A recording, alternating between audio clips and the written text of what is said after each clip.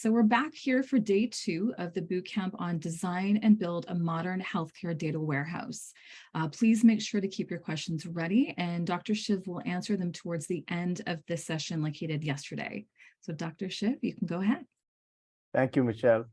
So I'm going to continue where I left off yesterday. I'm going to share my screen first and switch to the presentation.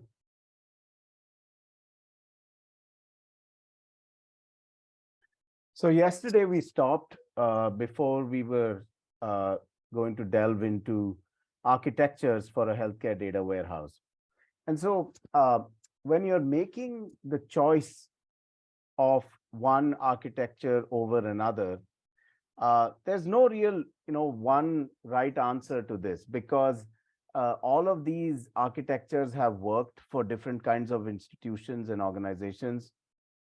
It just the decision that has to be made is what is the right fit for your organization based on your business needs, your data needs, and the skill set and the talent that you have within the organization, as also the processes that you have to manage. So I'm going to be discussing in high level detail these 4 architectures: Lambda, Kappa, Zeta, and Delta. So the first is the Lambda architecture. It's one of the old traditional architectures for architecting a warehouse, a data warehouse.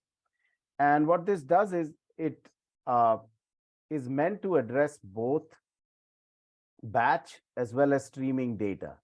And the way it does it is by having data come in into 2 separate layers. One is a batch layer, and then the second is what is known as a speed layer. The speed layer takes care of streaming data, which has low data latency. And then both of these are served up from a serving layer. So they're available for querying and all of those other data and business use cases. The Lambda architecture does have some principles which include, the immutability of data, which means data cannot be changed while it is being ETL'd. There's data denormalization. So, in a relational database, you usually try to get to some sort of second normal or third normal form. But in a Lambda data architecture, what you're trying to do is denormalize the data so that it becomes easier to ETL into your preferred schema. And then you also have pre-computed views. The Lambda architecture is used by a lot of organizations. It serves most things well. The only issue here is that you're dealing with batch and streaming, which means high latency and low latency data separately. You're not having the same flow through or process for both types of data. So you're kind of making the assumption that some types of data can be processed with high latency, which means with a delay, while other types of data are made available immediately. And so that is one of the shortcomings of the Lambda architecture. In terms of addressing that, one architecture that has only a speed layer and a serving layer and no batch layer, and in other ways is very similar to the Lambda architecture, is the Kappa architecture. So in this, what you're seeing is you're kind of doing stream processing the whole way. So there's very low latency for all types of data. There is no batch layer that is being processed separately. And then all of that data goes through the speed layer, and it's processed by various mostly streaming ETL tools like Kafka and Spark, uh, and then makes its way to the serving layer, where then it is available for querying, analytics, and all of the uses that were identified previously. So the Kappa architecture, again, is a really solid architecture. It does require a higher level of technical and technological sophistication for an organization to be able to implement this, because it pretty much means that you are having no latency in serving up the data. So all of that stuff that happens here in the speed layer needs to be scalable to accommodate large amounts of data and process all of that data instantly. Then there's the Zeta architecture, which is a little bit different in terms of it's not really talking that much about the processing, but about the way the components are laid out. So the Zeta architecture includes a distributed file system. It includes real-time data storage, pluggable compute models and execution engines, uh, a sort of deployment management system that is containerized, a solution architecture that is overarching, enterprise applications, and dynamic and global resource management. So the Zeta architecture doesn't talk that much about how the data is actually processed. It talks more about the components that go into making up this architecture. The last one, and this is my favorite, and this is one of the newer architectures, is known as the Delta architecture. Now, the Delta architecture is specific to lake houses. So it's one of the more recent architectures that has come about. And if you remember, I talked about how data lake plus warehouse has become now replaced in some organizations by what is known as a lake house, which brings you the best, or which combines the best of a data lake with a traditional warehouse, right? So the Delta architecture is the one that is used to support a data lake, or sorry, a lake house type of healthcare data warehouse. So what are the characteristics of a Delta architecture? Well, a Delta architecture no longer considers that data lake that we looked at earlier as immutable. So the data there is changeable, right? So incoming data is processed as delta records. So delta is the Greek symbol that is used to mean change, right? So differentials. So if you remember the Lambda and the Kappa architecture, data was immutable or unchangeable there. Here it's not like that. Here the differentials are processed with mutability rather than having append only new records. Batch transformations can perform data manipulation operations such as CRUD operations on existing structures. And then lastly, again, you're unifying the two layers, batch and streaming, in order to do processing seamlessly, right?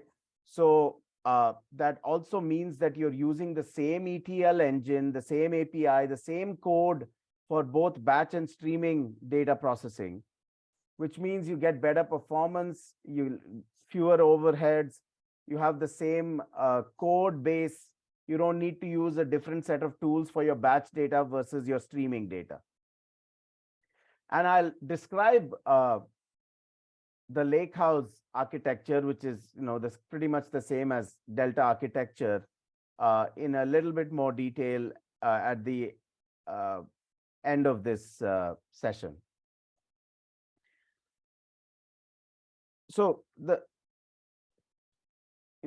takeaway here is that no matter which architecture you choose, you need to make sure that it works for you in terms of being able to make the data that you need available at the right time in the right form for carrying out all your analytics and business processes. The next part of healthcare data warehousing is something called data governance. So if you remember yesterday, I talked about something called master data management. And data governance and master data management sometimes intersect, but there is a difference between the two. So what is data governance? Now, it includes all the processes, technology, and the things you do to ensure that data is secure, private, accurate, available, usable by the organization, right?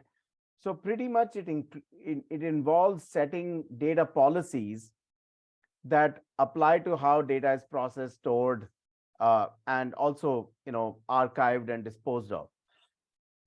It governs access, and then it also talks about what types of data are to be governed.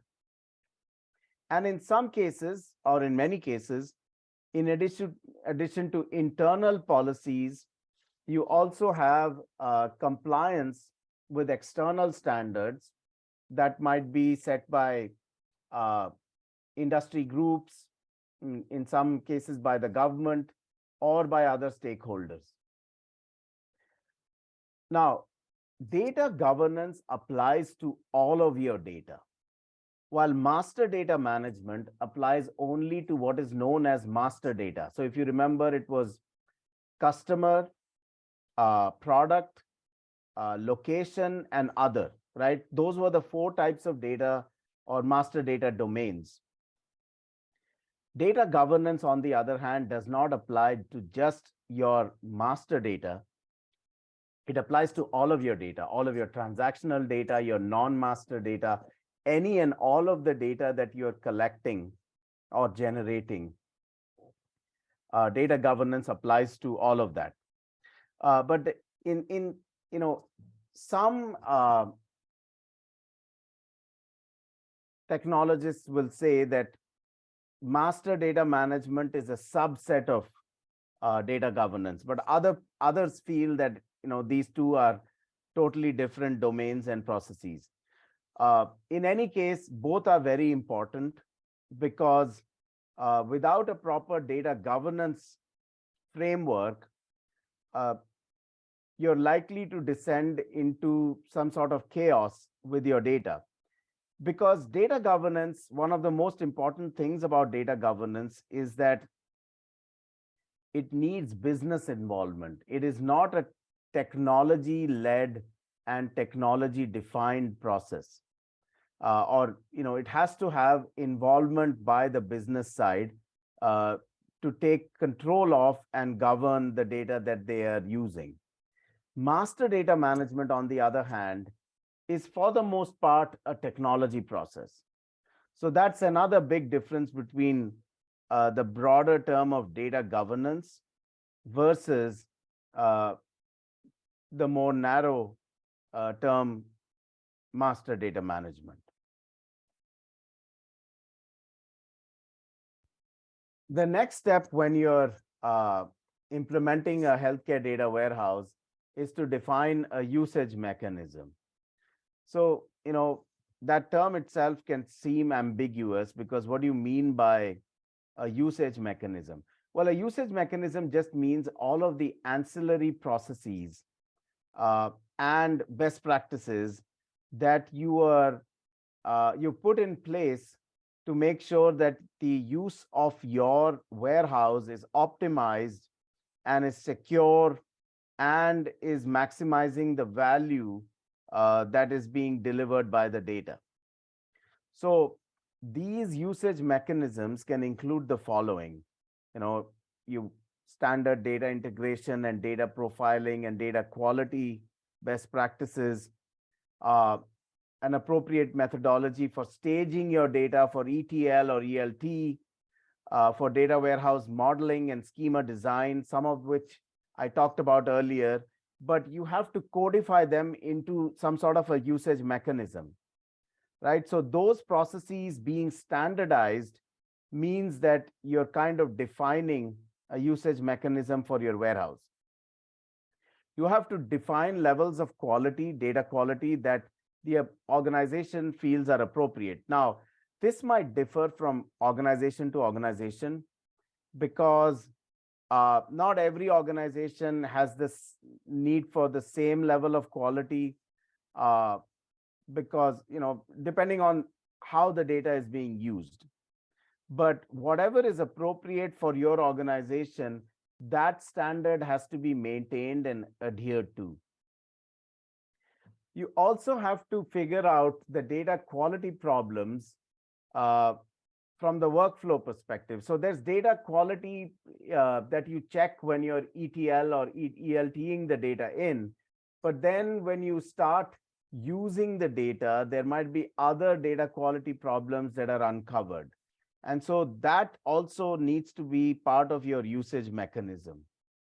And lastly, uh, you need to understand the format of data stored, by each source, because there's various types of structured and unstructured types of data. So nowadays, in addition to structured or discrete data, you have a huge amount of textual data that is generated through healthcare operations. I'm talking about things like clinical notes and other documentation. So all of that is valuable information. And in many cases, it's processed by using NLP tools, natural language processing tools. So all of that becomes also part of the usage mechanism for your healthcare data warehouse.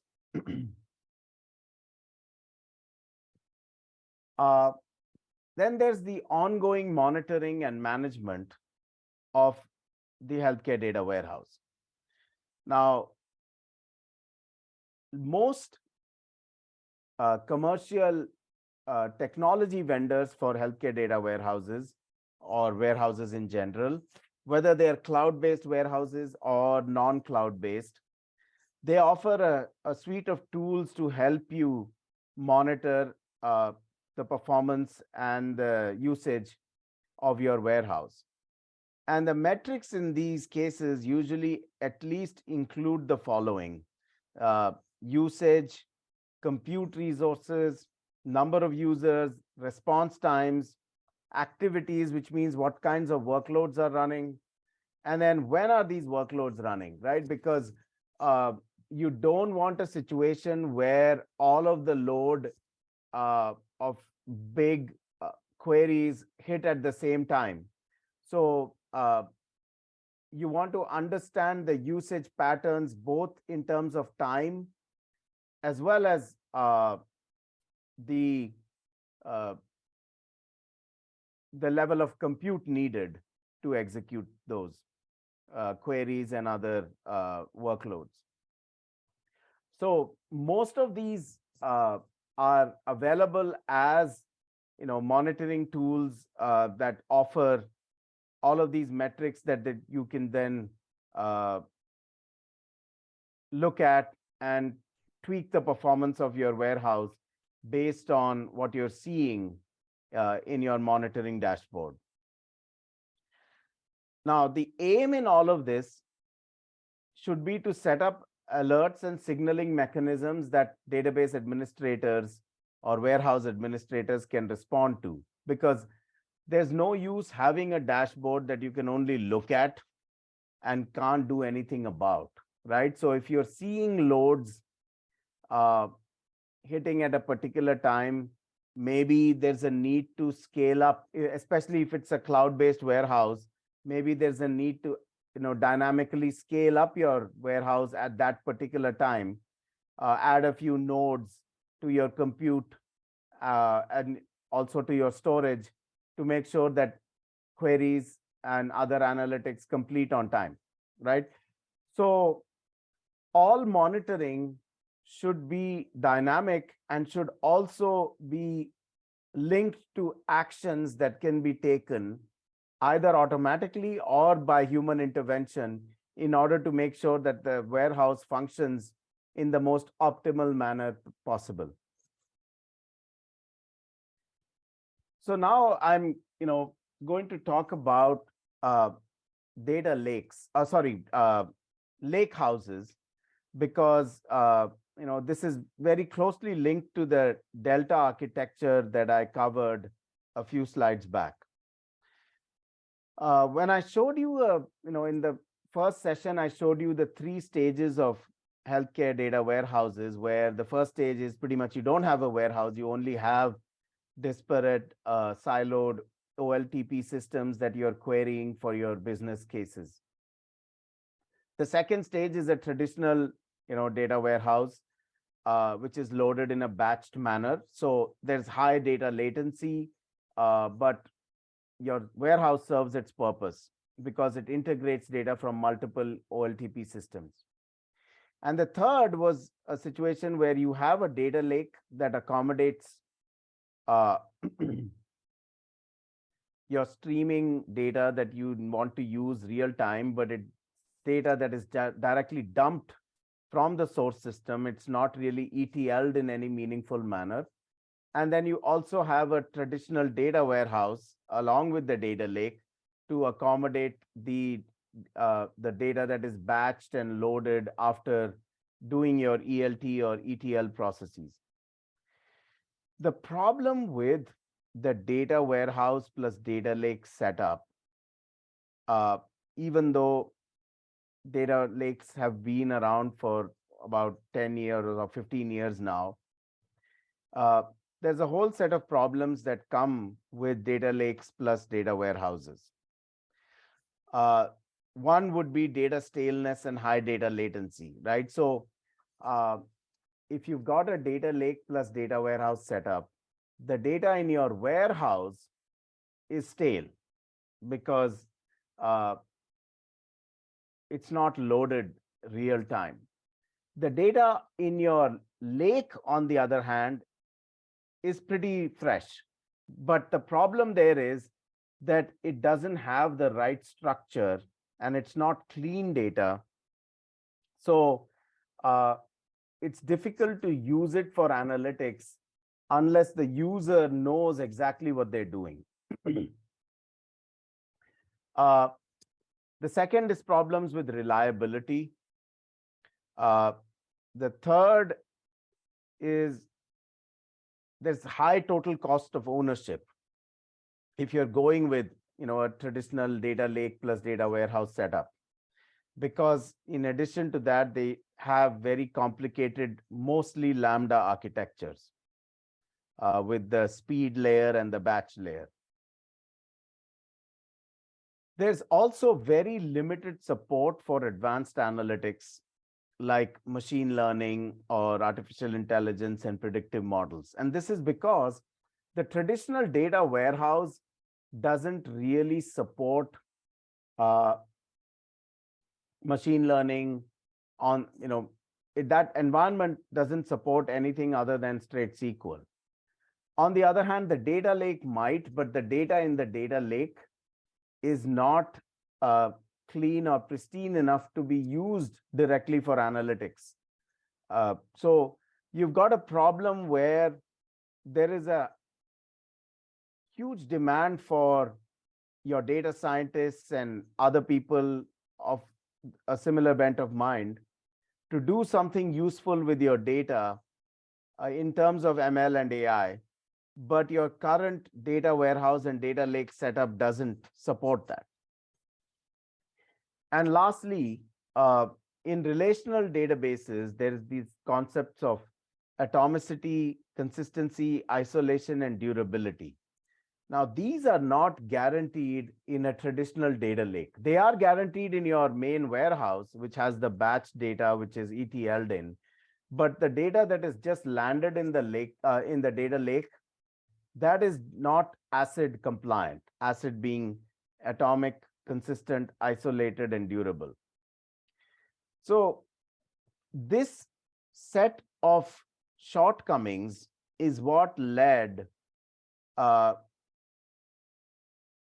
some technologists to develop the concept of the lake house, which kind of combines the best of data lakes in terms of low latency and low staleness of data with the reliability and the ACID compliance and the support for ML and AI processes uh, that come from a warehouse. And that's how, data lake houses address these problems. So if you are in the initial stages of deciding on your healthcare data warehouse solution, I would, encourage you to take a look at lakehouse-based solutions. So there are open source ones like Apache Hudi, and there are also commercial offerings like those by Databricks. So, whichever way you decide to address this, the data lakehouse, along with the Delta architecture, does address a whole lot of shortcomings that the traditional data lake and the data warehouse on their own do not address. So you've got excellent SQL compliance and you've got full ACID transaction support. So atomic, consistent, isolated, and durable. You have full support for advanced analytics like machine learning and AI. You can have industry standard data models like FHIR for modeling your healthcare data in the lakehouse. These lake houses can also incorporate ancillary processes like master data management, quality control, ELT and ETL processes, as well as entity resolution services. You have easy access through multiple business intelligence and visualization tools. And lastly, you get support for a huge number of business use cases, including applications and APIs. So that lakehouse architecture or the lakehouse concept is a really good place to start if you are not already on your healthcare data warehousing journey. So that's all I have today in terms of the content for this second session. And I'm going to take questions now. Let's see if any have come in already through the chat panel. I'm going to stop sharing my screen.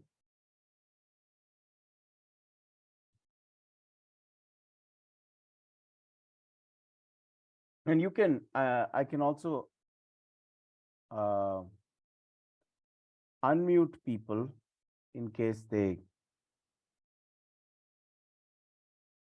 you can unmute yourself to ask a question, or you can type it in the chat panel.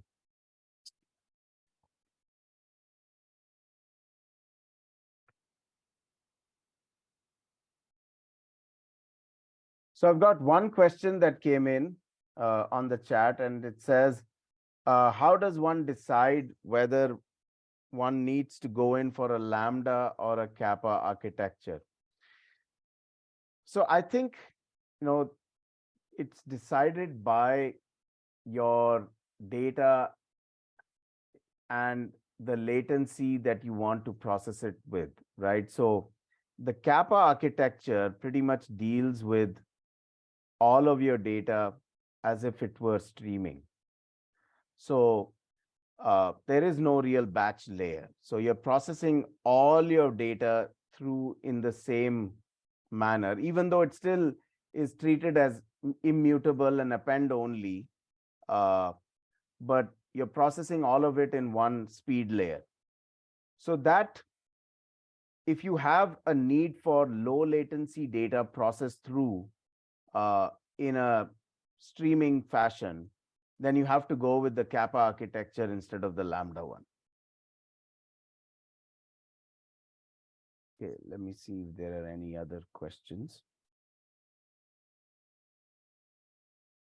Okay, I have one more question here.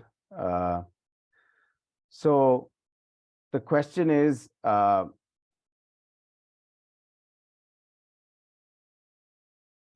cloud warehouses preferable to on-prem or non-cloud warehouses? This is not an easy one to answer, because the buzz, the buzz is right now all things cloud, right? So even warehouses have become very much cloud-based. There's a bunch of these cloud-based warehouses available, both commercial as well as open source. AWS has Synapse. Oh, no, sorry. AWS has Redshift, and Azure has Synapse, and Google has BigQuery. And then there's the independent vendors that are not database vendors that work on multiple platforms, like Databricks and Snowflake. So those are all cloud-based warehouses. And then you still have a market for on-prem, non-cloud-based data warehouses. And I can give you the pros and cons of both, and then you can make the decision for your organization. In terms of being able to manage things, a cloud-based warehouse is simpler, right? Because you don't need your own huge data centers. You don't need to muck around with hardware. There's easy scalability. You can expand and contract the size of your database clusters the way you cannot do with physical hardware. And also, you don't need to be thinking of having huge teams of administrators to manage your server rooms, etc. Now, from a negative perspective, one of the big ones I've seen is from a financial perspective. Remember, when you set up these server rooms and your data servers, all of that is considered capital expenditure, right? So all of that for the CFO, they can depreciate that over time. On the other hand, in a cloud-based setup, almost all of it is considered operational expenditure, right? So both storage as well as compute on the cloud in a cloud-based data warehouse is considered OpEx. So, the bills start changing in terms of their content as well as their character. And that might be a surprise for your financial people. So those are all, considerations you have to take into, those are things you have to keep in mind when you're deciding whether to go with a cloud-based warehouse or a traditional healthcare data warehouse. I prefer the simplicity and the ease of administration of a cloud-based warehouse. But then your organization's needs might vary. That's all the questions we have, unless there's somebody else who wants to ask a question. I'll turn it over to Michelle. All right, well, we just wanted to thank everybody for joining us for our 2-day boot camp on design and build a modern healthcare data warehouse. We'd like to extend our gratitude to Dr. Siv for taking the time to speak with us and choosing to share his experience in healthcare data warehousing with everyone. I hope everybody had a great time. And if you have any additional questions or need anything else, you can write to us at info@314e.com, just in case you have anything else for Dr. Siv. So thank you again, and we hope you have a great rest of your day and a wonderful weekend. Thank you.